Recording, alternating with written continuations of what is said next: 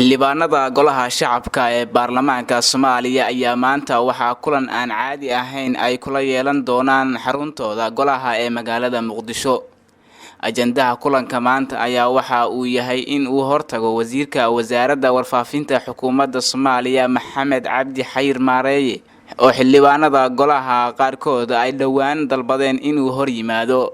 11 bishan ayaa xildhibaano gaaraya 11 xubnood waxa ay gudoonka golaha shacabka u gudbiyeen qoraal ay uga codsanayaan inuu wasiirka hor yimaado si wax looga weydiiyo arrimo la xiriira sharciyada warbaahinta qaranka.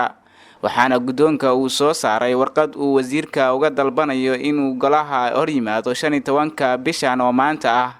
xildhibaanada gudbiyay mooshinka u yeeritaanka wasiirka ayaa waxa ay sheegeen in warbaahinta qaranka aan si siman looga baahin khudbadaha xildhibaanada xilliyada ay socdaan doodaha baarlamaanka, balse kaliya laga daayo xildhibaanada taageersan xukuumadda.